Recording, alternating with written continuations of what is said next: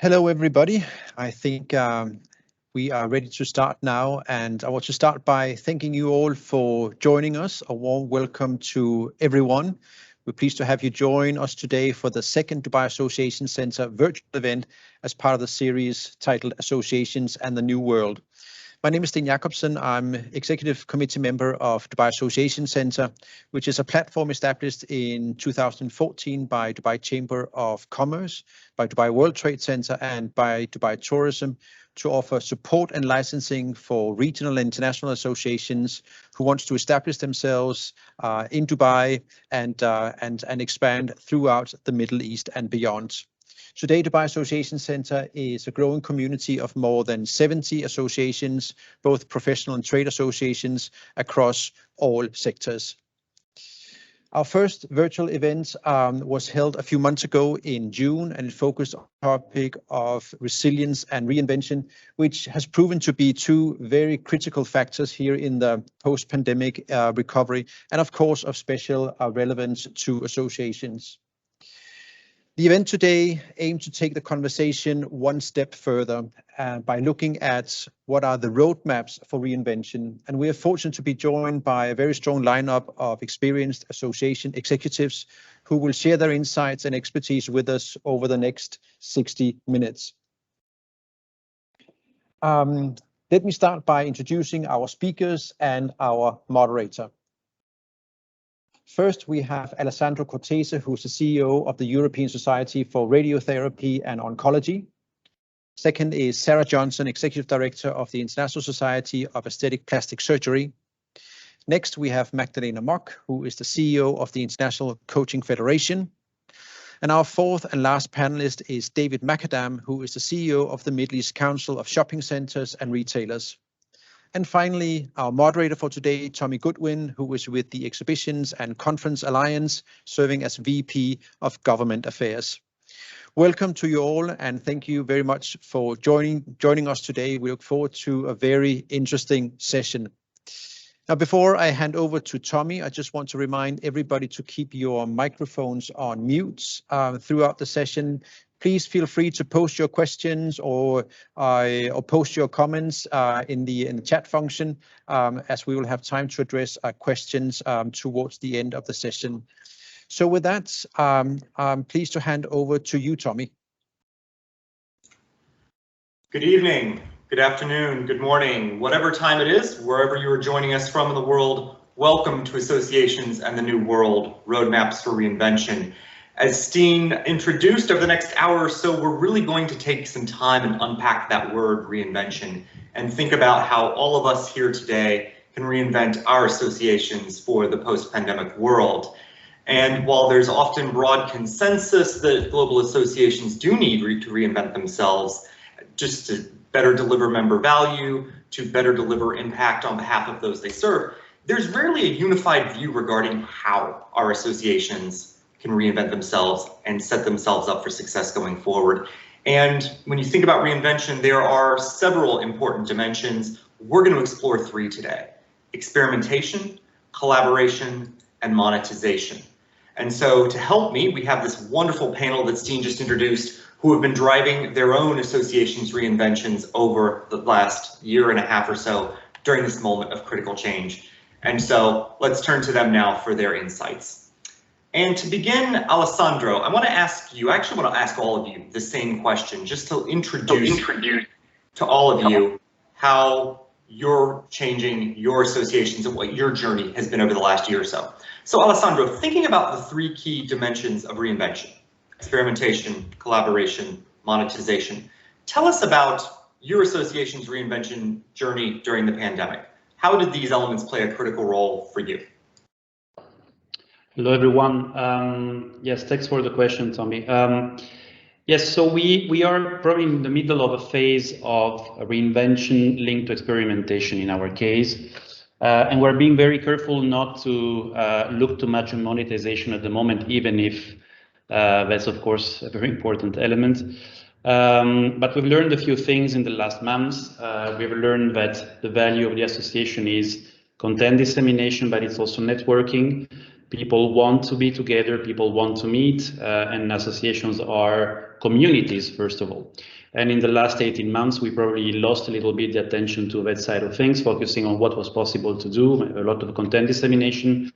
But now it's really time to understand how we can learn from what we had, the new tools we have applied, and also try not to forget our original mission, which is really content and networking at the same time. That is absolutely fantastic. Thank you for sharing the journey of Estro over the last year and a half or so.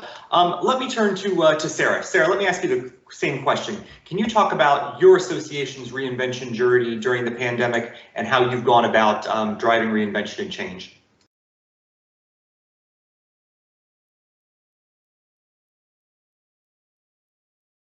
Apologies, unmute the first start. Hello, everybody.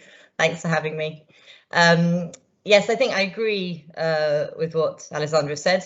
I think that we haven't put a major focus on monetization, but this has been a very big year of experimentation for me. I took on this role just 1 month before the pandemic hit, so it was a super catalyst for a lot of collaboration and experimentation, because I'd actually already taken on a transformation role. So my role was to move an organisation that was being managed by association management company in-house and to have a more global presence. So I will admit that trying to do that remotely without ever meeting any of the people I was working with and without ever seeing the office was a particular challenge. But as with every challenge, there's a huge amount of opportunity in that. And I think we've had, because the organisation was already in a mindset for change, I've had a lot of opportunity for experimentation, and that's with everything from, you know, how to work with new colleagues, how to onboard people you've never met, working in hybrids, you know, in an office environment, as well as with events. We've done an enormous amount of experimentation with events. So ISAPS had never run a virtual event at all. When I joined, we've done 30 events over the last 18 months, and every type from free webinars to members through to experimenting with monetization. We all know that's quite a challenge with virtual. We've done 48-hour events to experiment with regions and how we can really still continue to reach all of our members, you know, without the opportunity to travel.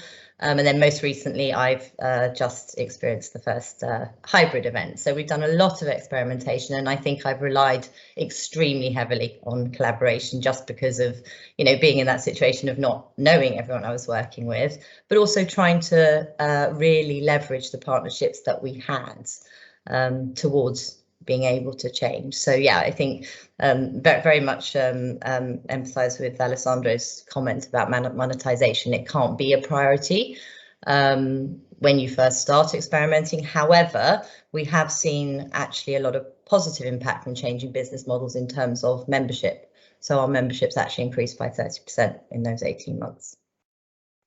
Wow, that's absolutely fantastic. I think there's a lot there we'll probably get into as the hour continues. Let me turn to Magdalena Muck from ICF. Tell us your thoughts and your organization's journey around reinvention during the pandemic. Thank you, first of all, for everybody to join the session, and my esteemed colleagues here, and of course, Tommy, for moderating. You know, you said it, Tommy, at the beginning, that association to be successful has to kind of reinvent itself all the time. One of the most important factor of successful association, in my opinion, is being relevant to its members. It's just the fact that the pandemic put us on our toes, and this relevancy suddenly became very different from basically day to day or night to day. So the pace of change and maybe the visibility of it has been much greater. Much like Sarah, we were just in the middle of a major transformation of the organization. Perfect timing. We started January 1st, 2020. And you know, there were years of preparation to make that move. We were all very excited, and then it was very interesting because we've done just about everything that both Alessandro and Sarah you mentioned. So let me take it a little bit from the perspective of our member, because what we thought was that as we are reinventing, they have to reinvent. In our business, in professional coaching, still in many areas of the world, coaching is being done face-to-face rather than with the use of virtual or electronic devices. And although our members were pretty well versed in using virtual means, their clients were not. So what we noticed at the beginning was a fairly significant drop of business for our members, although luckily barely anybody canceled. They were just putting it on hold because, as probably all of us here on this call, we all hope that it's going to be over in a month or two, right? And we're going to be back to regular. Well, when that didn't happen, then we started giving our members tools that they could in turn take to their clients. We had good studies about the effectiveness of virtual versus face-to-face. We talk a lot about the security and safety of coaching conversation, even if delivered with virtual means. So that was something that, you know, we did for our members, but then we also helped them bring the business for themselves. And partnerships, the same thing as you've been saying, there was just a little bit of a reinvention of what partnership means and where those partnerships are relevant. And I'm going to use just two examples. One, a partnership that we already had in place, only we used it a little bit differently. And ICF is priding itself on doing a lot of market research about the state of the industry and how we grow around the globe. So we work closely with PricewaterhouseCoopers to do a lot of our studies. And we were, well, again, perfect timing. December 9, 2019, we just finished a major global coaching study. We do it every 3 to 4 years. Great. And it is great because it is really the last snapshot of the industry as it was before it turned. But then we were like, okay, and what is really happening for our members? So we worked with PwC to do this snapshot survey, a follow-up. We did it first time in June, July 2020, and then we just repeated it in January. So instead of making assumptions, we knew what our members are saying about the state of their business and also what were their sentiments, if you will, moving forward. So that was something, you know, already existing. We just asked for a little different take on what we're doing.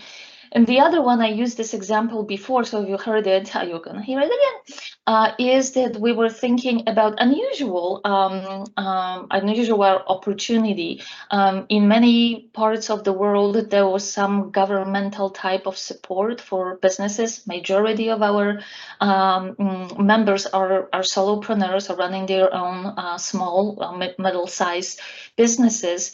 And so many of them had absolutely no idea of how to even apply for that support, where to look for it, who to ask. So we partner with the Association of Accountants. Normally, we probably would not think about this kind of partnership because why would we?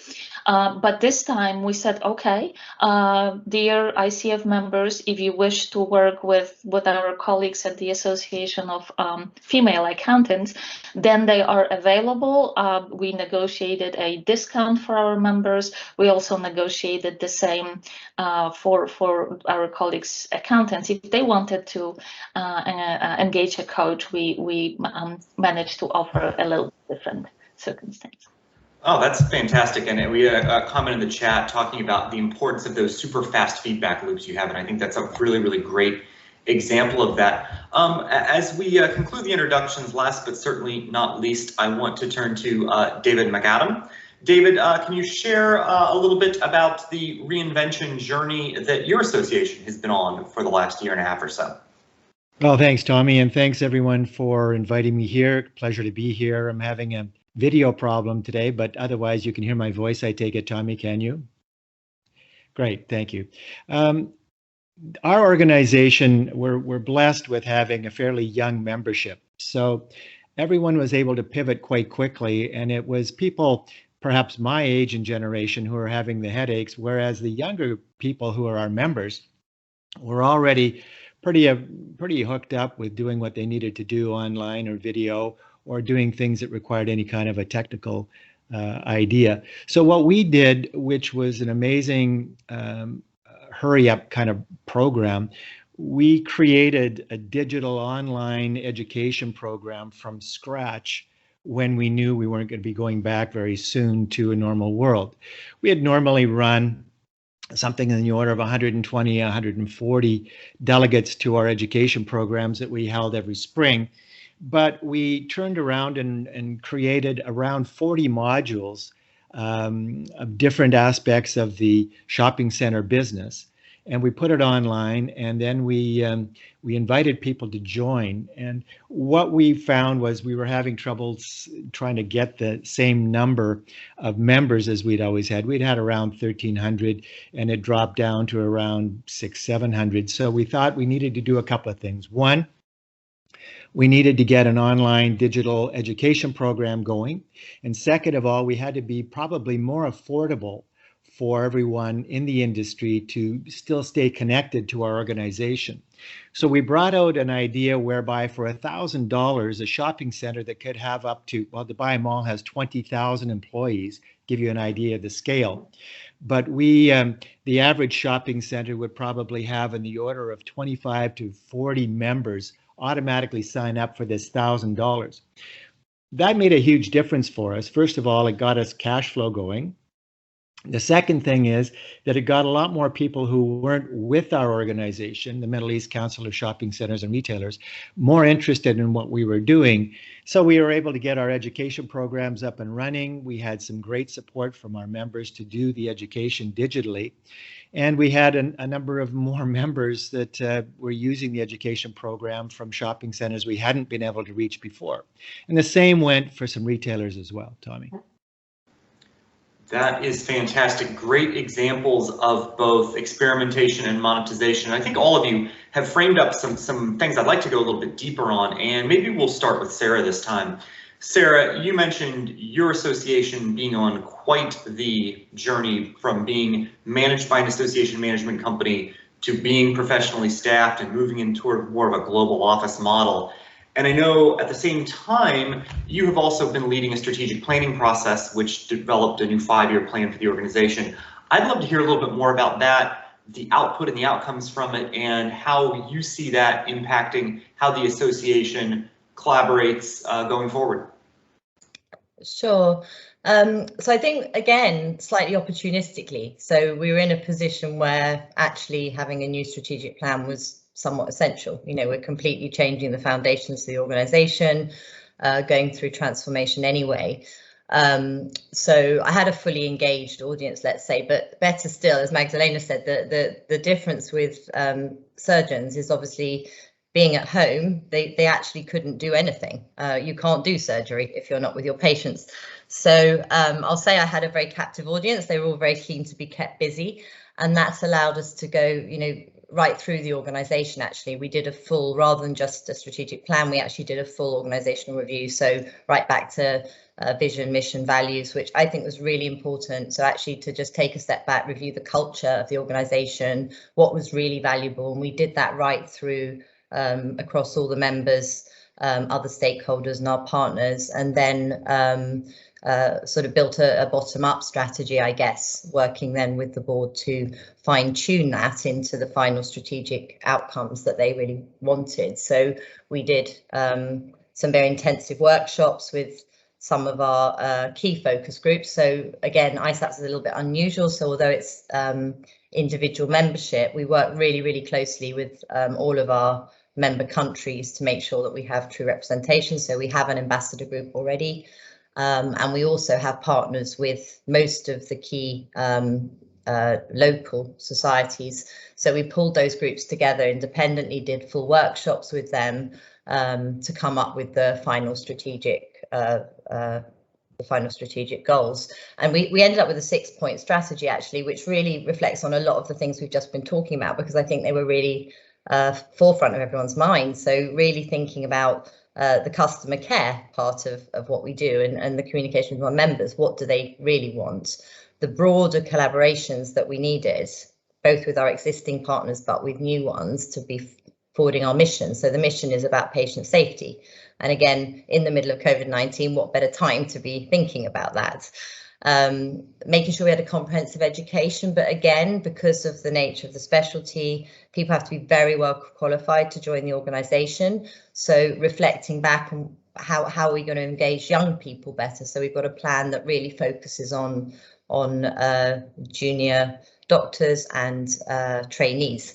And finally, the digital infrastructure that was just being discussed, the same thing for us, looking at making sure that that's really strong for the future. So I think the really interesting thing for me was one of the things that came from my board at the end was the 6th point of our strategy is very specifically a commitment to innovation and adaptability. And that doesn't have any points under it. It's just across the board. We want to be agile and we want to be responding. So I think that process gave us a really positive driver at a really difficult time to just try and pick up on all those opportunities. And I'd say probably the most fundamental and biggest change to the organisation is the partnerships part, so the collaboration that you started by talking about. So how we collaborate with people and also who. So just to give the examples of that, I have 88 national bodies that we had been partnering with on, for example, medical guidance and the sorts of things that you'd want to get global consensus on. But we started to talk to them about, you know, what are the gaps that we all have where we can focus on something to help you, because they all had their own challenges. And we've been able to bring together a residence programme that actually we realise there's a massive gap in the market. So there isn't really, because it's so niche as a specialty, there's no real structured training for residents. So we've been able to take a step back, put that in place really quickly with all our doctors working from home, and then offer something really meaningful to those people. And that's where the growth in membership has come from us, by leveraging that partnership, finding something really useful for them, so that it wasn't a sort of second point of call. The international body starts being a port of call at the same time as the national organisation.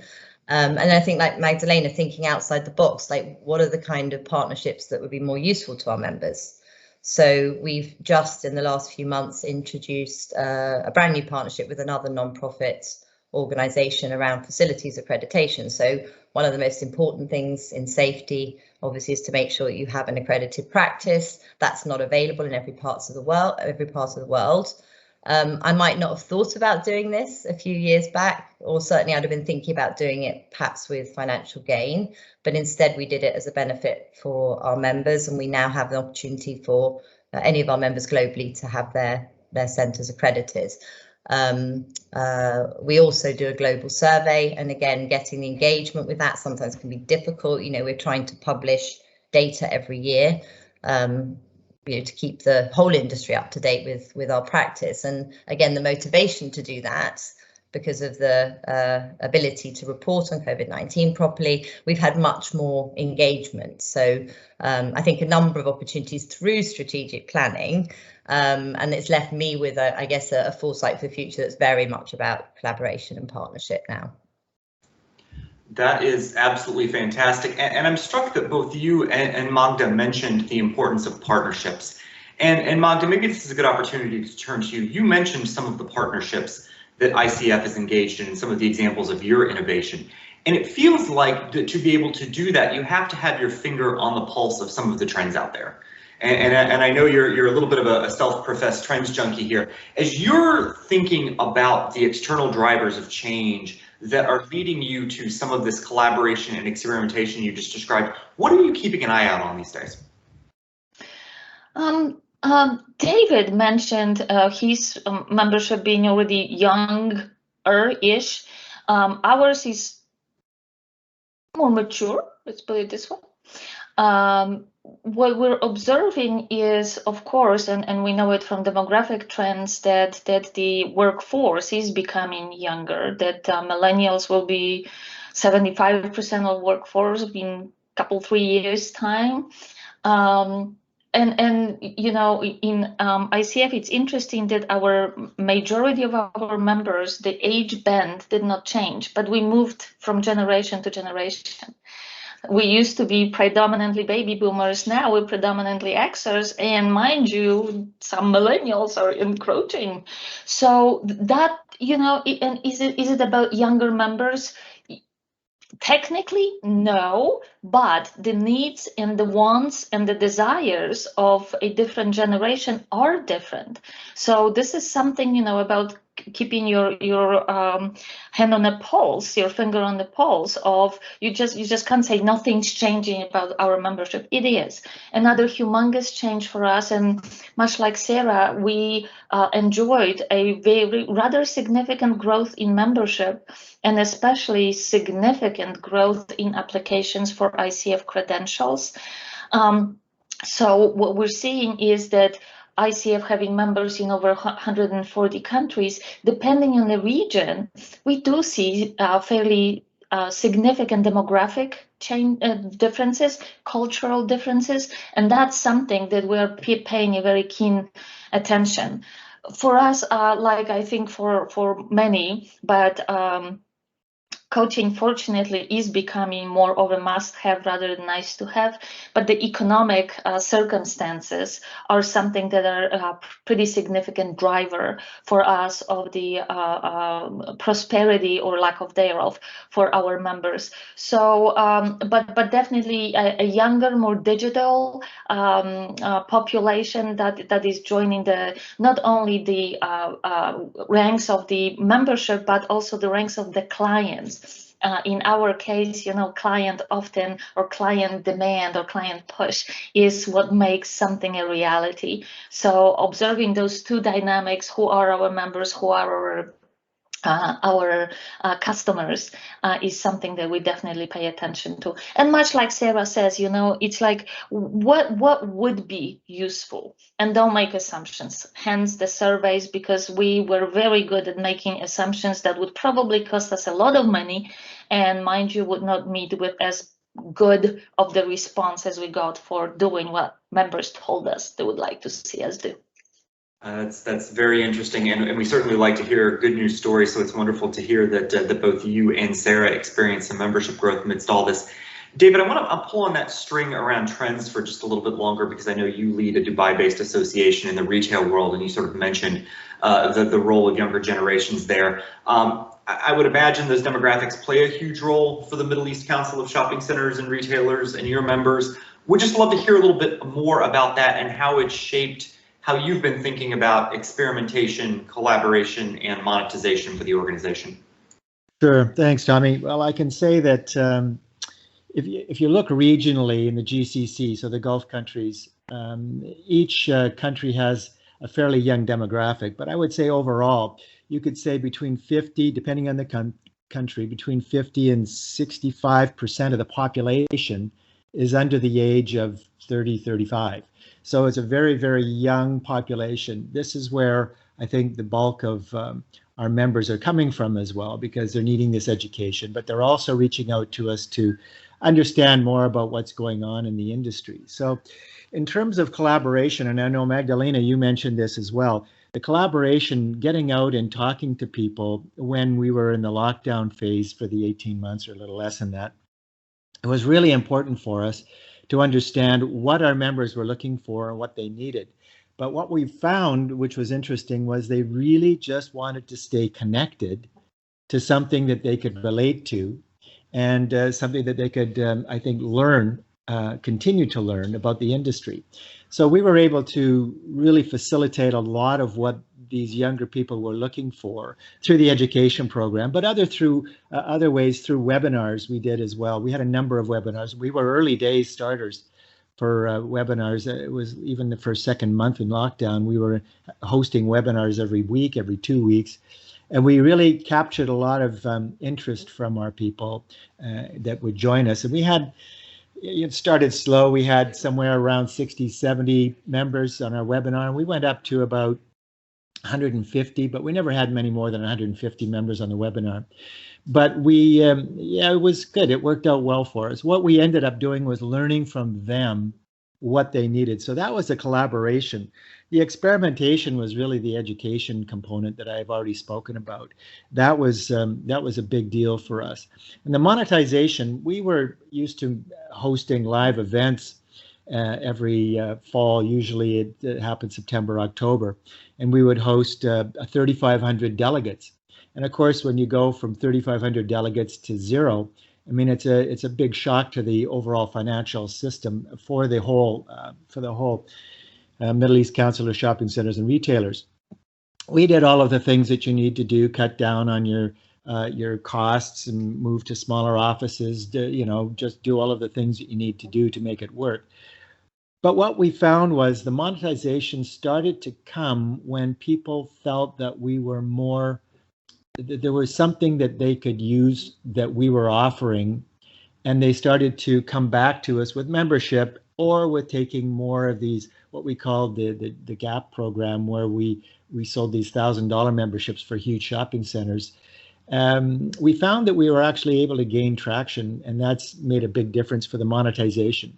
And we're hoping, and I know Stina, have been in conversations with him lately and others at the Dubai Association Center, to ensure that December the 6th, 7th, we're able to host something that we hope will have maybe 1,000, 1,500 delegates come into Dubai. So we're hopeful and we're optimistic, and we'll see where we go with the monetization there. It'll be a lot less than what we're used to, but I think it'll still work for us. Well, it'll be wonderful to be able to bring your community back together. So we wish you nothing but the best on the planning there. Alessandro, I know we've heard all these examples today of different opportunities around prioritization. There's so many opportunities out there, and I'd imagine Estro, like the other organizations represented and those with us today, you certainly sense a lot of member needs, but can only respond to so many of them. And so I'd be curious, as you're emerging from the pandemic and as Estro thinks about its future, how do you think about that prioritization and how you can best serve your membership going forward? Sure. Yeah, so we've been, of course, serving the membership as well, because when the pandemic hits, you have no more historical data that is relevant. You have no knowledge whatsoever. You're basing your decisions on feedback of a few people, and then on a lot of feelings and emotions, which is not always the logical way forward. And associations, at least medical associations, I don't want to generalize too much, are big adhocracies. No, you have a lot of people there that play politics to bring in their share of the cake and try to have their projects going on. And we suddenly face this situation where the events that bring in a lot of the revenue that we can then redistribute to other activities stop suddenly. So there is not the inflow of cash flow, the intake of cash flow, and we are in this situation, which is a bit of a unique opportunity managerially, really, which is to start from a clear piece of paper and redesign the way we take decisions. So what we did and the reflex we had was to be very explicit about the ultimate mission of the organization. So we are a professional medical society. We serve our members. We serve the radiation oncologists around the world to be better doctors. But at the end of the day, our ultimate beneficiaries are their beneficiaries, so the patients. It's meaning that in the moment where the resources are reduced and we need to prioritize, we need to be able to justify whether the choices we make are relevant and make sense for the patients. So I make an example very simple. A congress, an event, is of course a big machine of content dissemination, of exchange with the industry, of networking opportunities, of education, and all the other interactions that you can think of. That generates a monetization, but it's a lot of value created over a few days, and then you capture it with the model we all know, registrations and so on and so on. Now, with that thing over, and with a portfolio of activities that vary from very large activities to smaller activities and so on, we are in a situation where we need to understand what of those events today make sense or can show a difference, an impact in positive ways for the patients. In radiation oncology, we know that it's about, all over the world, it's about 50% of cancer patients that will need radiation oncology at some stage of the treatment. And we know that it's about 2/3 all over the world that do receive radiation oncology, as opposed to the total number that should receive. So we have about 1/3 of a gap. And if this gap was reduced, we know that means 1 million lives saved per year all over the world. So with the technology we have today, it's not inventing new treatments that are not available yet. So what we do is basically understanding what are the barriers that create the gap, and we try to understand how our activities make sense towards those barriers. One barrier can be staff training, capability of the staff to be state-of-the-art in terms of knowledge, knowing all the different latest developments. So a Congress makes sense because it's our main tool to bridge the gap of knowledge of professionals around the world. But other activities may become less important right now because this link between the outcome for the patient and the role of what we do may be less evident to justify right now. And in a post-pandemic context where we will need to justify more the impact we have in all the things, again, if I quote an example of a Congress, I mean, the Congress will need to justify why we travel. Is it really necessary travel? Is it something we want to do? Is it something that makes a difference for our professional needs and therefore the patients in our case? Well, we probably need to have all the story telling going on for the members as well to remember why the association as a role, as a mission, and why they're belonging to the association as a mission for them as well. So with that, we believe that it's now a phase of reinventing a little bit the value creation, not necessarily thinking on the monetization yet, but the capture will follow. But you need to be high in creation to be able to change business models and capture that creation of value that you made. So somewhat we are in this reinvention phase, but also coming back to the core values and then forecasting, projecting everything that we do towards the ultimate beneficiaries of our members.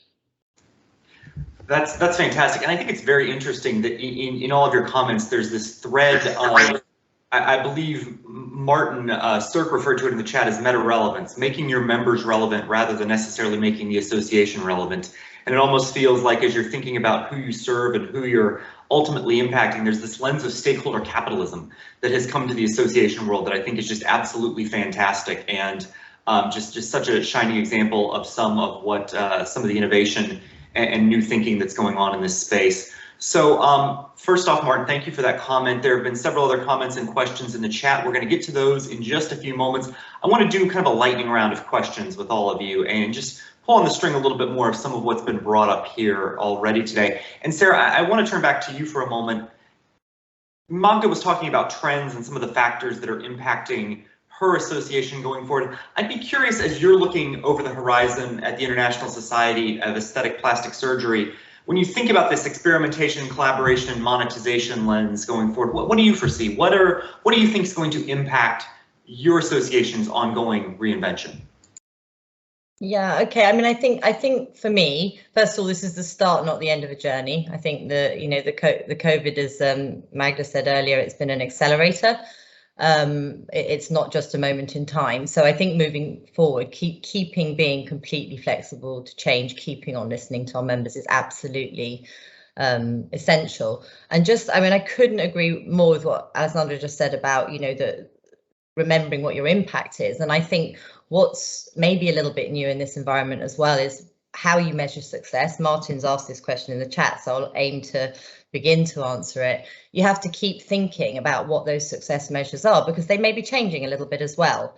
And, you know, we've had that conversation endlessly around destinations, you know, stop counting hotel numbers, stop counting, you know, how many rooms are sold and the rest of it. And I think the same thing applies to us. We have to really start thinking about it. So Martin asked the question, how are we measuring the success of experimentation? Well, when we started, we were looking at, well, how many people are coming, you know, and just being open and making sure people could reach us. But then we started thinking, well, actually, is what we're doing going to impact patients? And we did a lot of work in the early days on COVID and safety and getting back to practice, and had a huge amount of engagement. We didn't make a penny from it.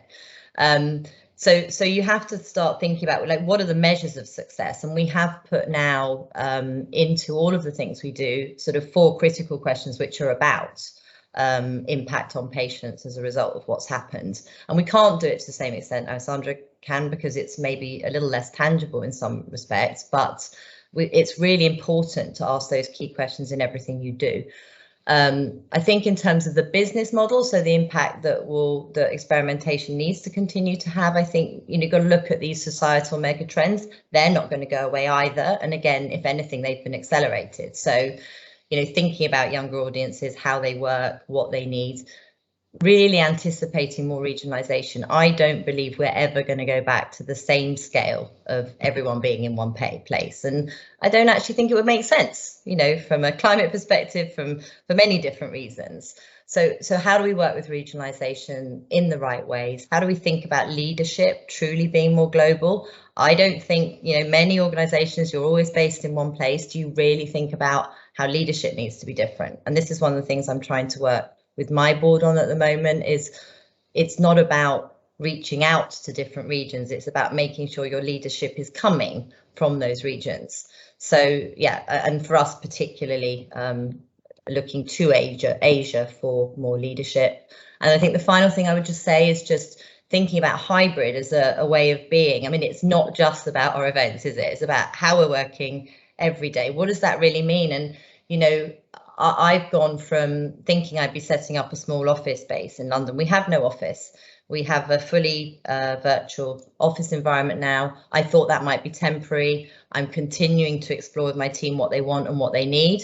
I don't think we will go back to an office space, but they do need some well-being measures, and there's a lot of work to do there. And I think experimenting, maybe not the right word in terms of well-being, but making sure that we're continuing to think about that. What does it look like? So right now, we communicate in all the normal digital ways, but we make sure that we have walk and talk meetings. People are required to go out for one of their meetings on the phone and be outside. Sometimes we have a photo challenge.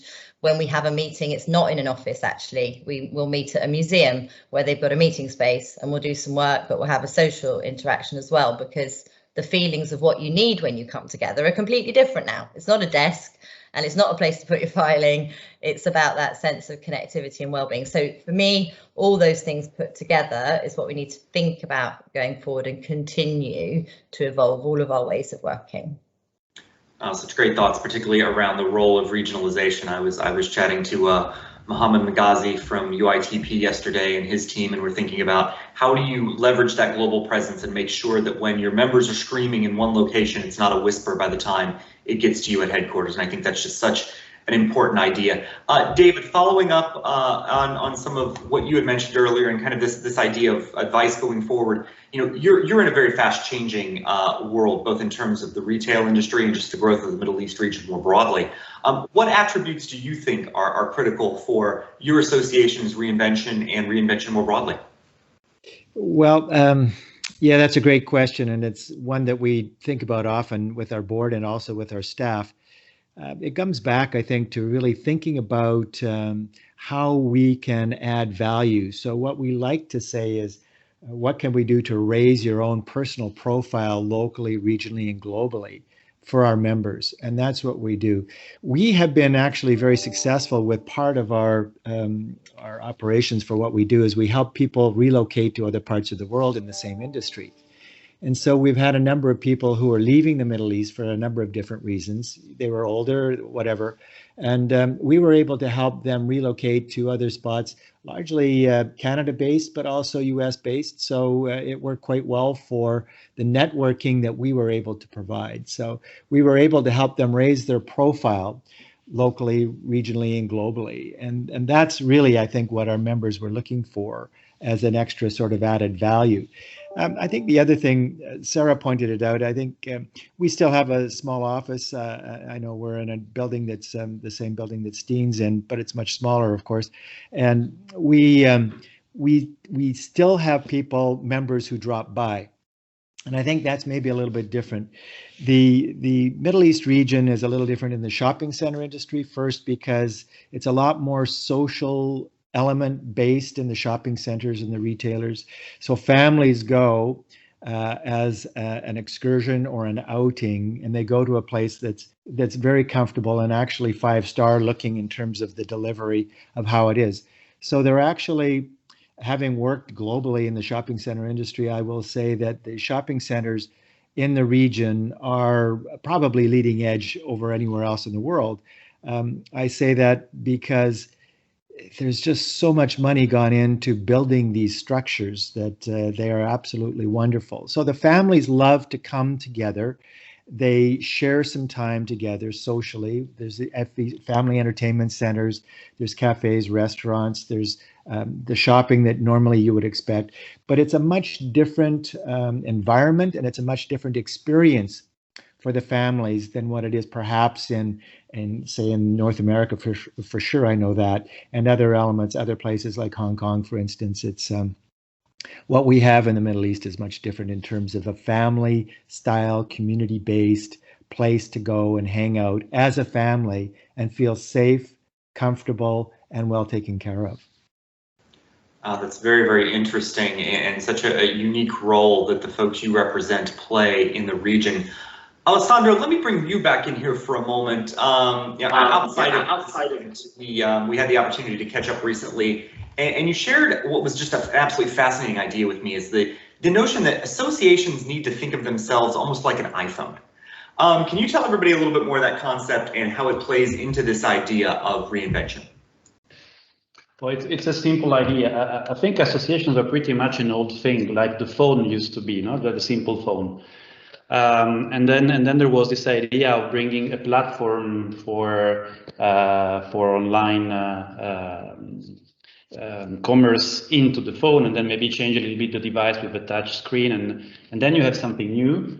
But it's not just the sum of the other elements together. It's a new unity. It's something a bit different that makes another sense.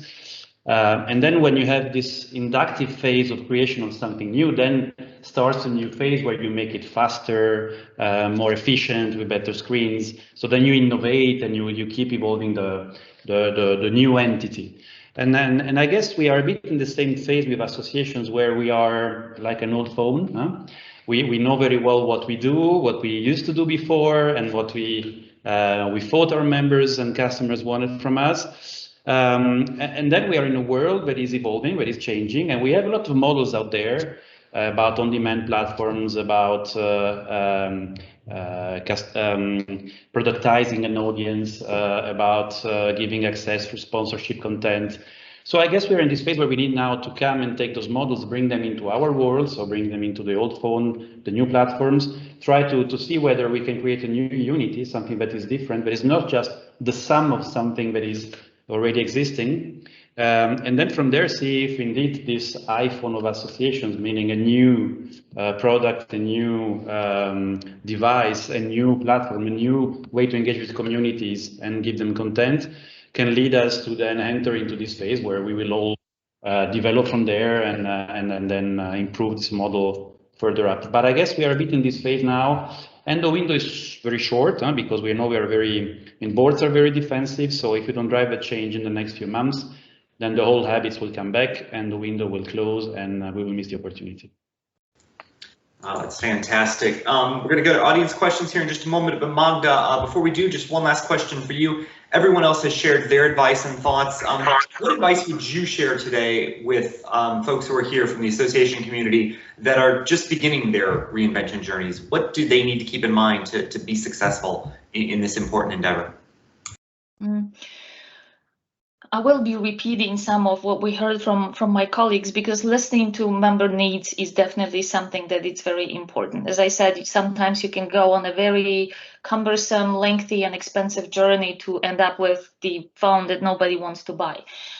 So that is important. And at the same time, I completely agree with Alessandro that our job as association executives is to be a little bit ahead of a curve, is to look beyond what is.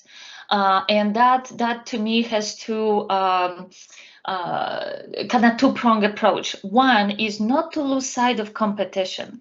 In times of chaos, in times of crisis, a lot of creativity happens, and we hope it happens for us, but guess what? It happens for others as well. You may open your eyes and suddenly see that the environment around you is very different, and it's a little bit of like, oops, somebody went into that open door or open window of something that didn't exist yet, and now it does, and it's like, I wish we thought of that. So don't lose sight of what's happening around you. The other one is to not to try to boil the ocean. I think that we all are, that's our nature, isn't it? Second nature of association management people, let's do it all. Because these ideas are good ideas. If they were not good ideas, we wouldn't be doing it. But we can't do it all. Somebody famously said we can do anything, but we shouldn't be doing everything. So pick the impact, pick what's the most important, and start there. Maybe look for something that you do have control over. So there are not too many external forces that can derail your project. And go there, show that value. And one last comment I will make, it's a comment about monetization, because I think we all kind of shied away from that. But when you think about it, when you engage members, when you do something for them that even, 2 or 3 years from now, they will remember, you are monetizing. The fact that we didn't charge for it does not mean that we didn't gain loyalty, that we didn't gain some kind of a maybe ambassadorship, right? So they will renew, they will talk about their professional organization as a good place for their colleagues and peers to belong as well. So in a way, not charging does not mean that we're not monetizing what we're doing. That's absolutely excellent. With that, let us turn to some of the questions that have come in through the chat and otherwise. And David, let me begin with you. There was a question earlier as you were describing access to content, and a question around, were your members jealous of non-members having access to the content? Have you experimented with different categories with different access? How are you thinking about making content available to your stakeholders? Making content available to everyone, I think, is our chief priority. And we just have many different avenues for that access that we never had before. We created new avenues of access. And our members, some of them, and I would say the older ones, sorry to say this, I mean, I'm 70 myself, so I'm one of the older ones, but a lot of the members didn't really care as long as everyone was getting what they needed. And no one really worried about the fact that someone was paying $200 versus $1,000 for a whole shopping center. I didn't get that pushback at all. But what I got was people were excited that there was more than one way to connect with the organization. And I think that was a very positive outcome for COVID, by the way. I mean, it wasn't a happy time. We all know that. But that was one result that I think we had that was, I think, pretty happy for us. Oh, that's a good news story. That's fantastic. The next one, this is actually going to go to both Sarah and Alessandro. I know there's been a lot of talk about congresses here today. Both of your organizations recently held their congresses, I believe both in person and online. And I would just love to hear from both of you about what was it like to be back live? Sarah, I'll let you kick that off. I was going to say it's too raw for me. I'll let Alessandro go first. I got back from Vienna a week ago. I would say it was actually fantastic to be back to live. It was really fantastic, and categorically, I don't think I've ever had such positive feedback from an event, because I think everyone was desperate for it. So that need to be together, it definitely hasn't gone away. Yeah, all in all, a thoroughly positive experience. If we were talking about the monetization side of it, I'm not far enough out to know. I think we will have managed, but we certainly aren't looking at the levels of income that we used to. I think our event was at about 25 to 30% of the live levels that we had before. But I will say I was pleased with that. We went through so much change in the planning that it's a whole different world of organising events. I'm really interested to know if Alessandro had the same experience, but you know, we planned what we thought we could, which was a modest event. We had to change what we were planning 30 times over, and right up until the day that we arrived, when they introduced new COVID testing protocols on the day. So, and we had to set that up with 12 hours notice. So I think learning, you know, being very agile in the organisation, we did start to finish planning on this in 6 months, where I previously would have been working on a 3-year cycle. That was okay. I think, needs to be staffed very differently. But actually, I think it was okay, because I think what we got on site was excellent. And we did have very, live new content as a result as well. And we had the opportunity to let delegates choose some of the content, which I'd never done before. So again, opportunities in the challenge, but I will say categorically, it was fantastic to be back to live. I think live is hybrid now. I don't think live really is ever going to be just live, certainly in the world that I'm working in. So it was important learning, and I'll just say I'm really glad we were brave enough. There was a moment where I didn't think my board would be, but it was definitely the right moment to get back, and really glad we did it. That's great. Alessandro, how about you? Well, I could start with the exact same words that Sarah had. So people, I mean, you probably don't realize the positive energy that people express when they meet again after 18 months.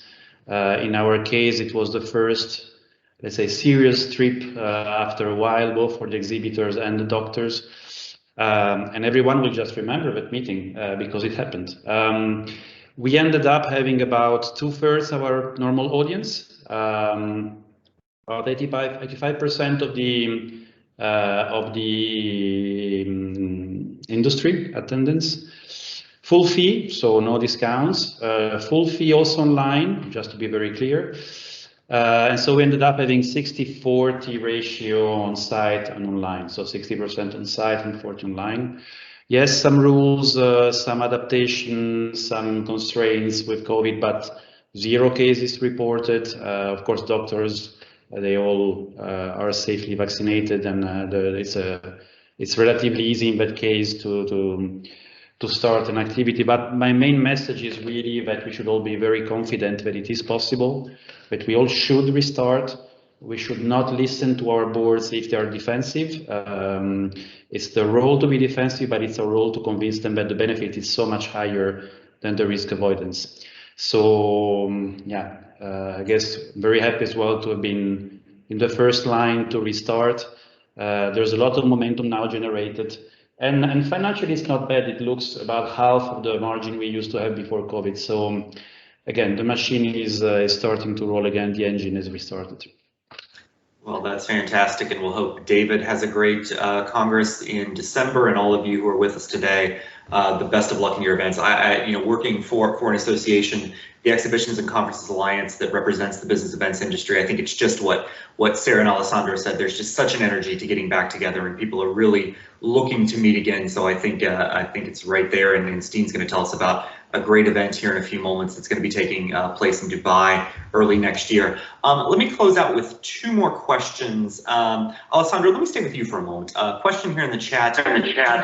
Do you think associations are sitting on valuable assets that haven't necessarily been recognized as such, that they haven't even realized that monetization is possible? And I think I would particularly your thoughts on it, both from the Estro lens, but I also know you're part of something called the Association Investment Partnership Program, and I'd love to just get your response to that from just both of those roles that you play.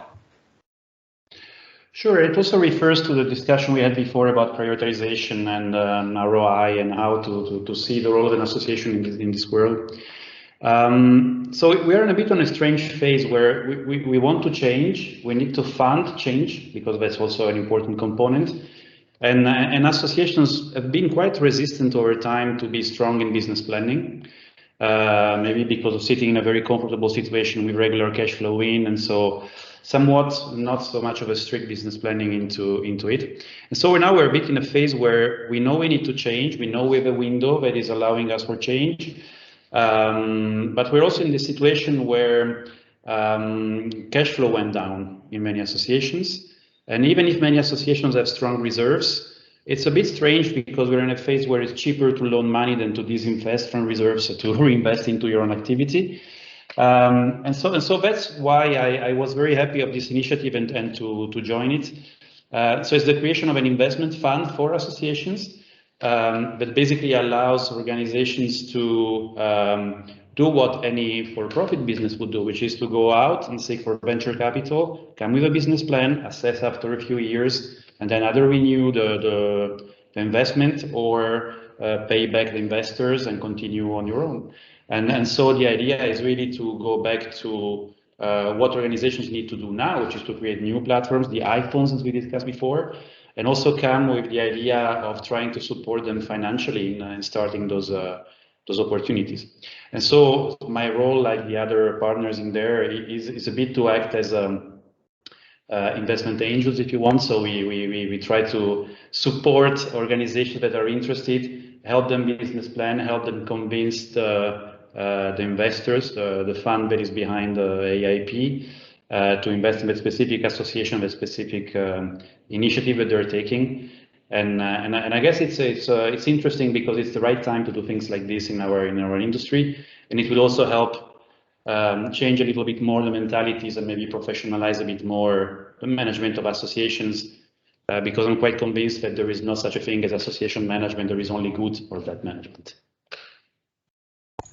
Very true. Now, another just remarkable example of innovation that is coming to the association sector.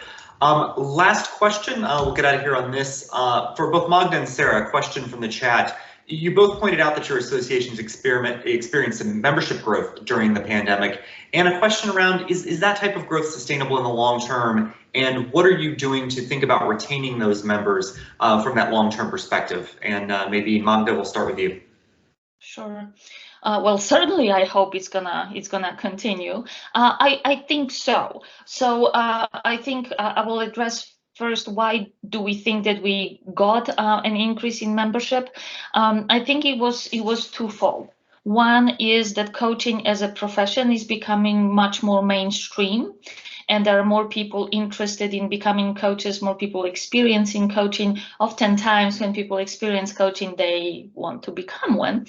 So that was definitely one impetus. The other thing is that for our association to be a member, one has to be already trained and educated as a coach. Many people did have to just be home, and there was nothing, that they could do about their circumstance. So I hope that they chose to do something productive, and maybe what they wanted to do for some time, and that was to take a training, which could have been done virtually, for that matter. So I think that this is gonna continue. Our retention went through the roof. So I think that this is actually exactly that loyalty building, and the ripple effect of members talking to future members is happening for us as well. And precisely to the previous comments we've made, we do a lot of surveys of our members, and we try to anticipate their needs and their changing needs. We a long time ago, back to Alessandro's comment about don't let the board resist good ideas. We basically said we can't do everything the same way. We are in 143 countries. Regional specificity is a real thing. We have to do things differently. So we are trying to be more customized, if you will, to the needs of different regions and different stakeholder groups within our membership. And as I said, be on the lookout. I think that as association management professionals, we are paid to be paranoid a little bit. So that hint of paranoia, looking out for what's going to come and get you, and what's going to come and get potentially the livelihood of our members is something front and center as well. Great. Sarah, how about you? So I think growth is as sustainable as you want it to be to some extent or other. I think it's really important to think about why you want to grow and if you want to grow, rather than growth as the ultimate goal. I think it was what Alessandra said earlier. So I think in our case, the catalyst for the growth was actually finding this gap in the market and the need for a structured training program for younger people. So that is sustainable growth. There are a lot of people who are going to need it, and it was a market we weren't capturing at all because of the need, as Magda said, for a high level of qualifications to get into the organisation. So that growth ultimately should be sustainable, at least for a while, but there's a good reason for it. I don't want to go into a trajectory of growth for growth's sake, or specifically for monetization, because I think that's probably destined to go wrong somewhere along the way. But I think it's sustainable for the time being. And if you've got a goal that makes good sense to your members, if you've listened to what they need. Again, retention, we're running on, well, actually, depending on the groups you look at, between 90 and 97% retention. So we've got enormously high retention. And again, I think that comes historically from the groups we've been capturing. So this highly qualified group, and having to go through 7 years of audit to be part of the organization, you need to mean it to start with, so they're intrinsically loyal. The newer groups, whether that will fluctuate a bit, remains to be seen. But again, I think as Magda said, it's all about communication, making sure that we listen to them, and that we're giving them what they really need. So yes, in a nutshell, I think it's sustainable. That's great news. We could probably carry on this conversation for another hour or so, but I know our time together today is drawing to a close. So before I turn things back over to Steen Jacobson, I want to thank our wonderful panel again for sharing their insights with us. We had Alessandro Cortesi from Estro, Sarah Johnson from the International Society of Aesthetic Plastic Surgery, Magdalena Muck from the International Coaching Federation, and David McAdam, of course, from the Middle East Council of Shopping Centers and Retailers. And finally, thanks to all of you who've been with us as part of this conversation today about this important subject of association reinvention. And I think, as Sarah mentioned during our time together today, reinvention, it's not the end of the journey, right? Your reinvention is ongoing, and you're really at the start of where you are. So I sort of leave with this one final question. Given what you've heard today, what is the thing you can do this week or very soon to either begin or accelerate your association's reinvention? So as we ponder that, I want to thank Steen Jacobson and the Dubai Association Center team again for the opportunity to be with you all today. And let me turn things back over to him for some final announcements. Steen? Thank you so much, Tommy. Thank you for moderating today's sessions so professionally. And thank you massively to Alessandro, to Sarah, to Magdalena, and to David for sharing your insights and your knowledge and your perspectives with us today. It's been very insightful and inspiring listening to you all, and all the great examples that you have demonstrated and you've shared with us has really been interesting. Today was the second of our virtual sessions in a series of 3 that are on the topic of associations and the new world that will be building up to and help shape the program for the Dubai Association Conference in 2022. Conference is scheduled for the 21st of February next year at the brand new Dubai Exhibition Center at the Expo 2020 site. Expo 2020, which will start here on 1st of October, so less than 2 weeks from now, a mega event that we're very excited about here in Dubai, and participation in the Dubai Association Conference next year will provide an opportunity also to experience the World Expo. The conference will be held under, and we're delighted, it will be held under the patronage of His Highness Sheikh Hamdan, Crown Prince of Dubai, and also the chairman of the Executive Council. We're currently finalizing the program. It promises to be very interesting and exciting. The conference will be followed by a full day immersive experience of Expo 2020. So please do pencil the dates for next year into your diaries. Stay tuned for more information about the conference on our website and also on our social media channels. And with that, we thank you all for joining us today. We hope you enjoyed the event. We look forward to be connecting with you again a little later this year, exactly on the 7th of December, where we will be having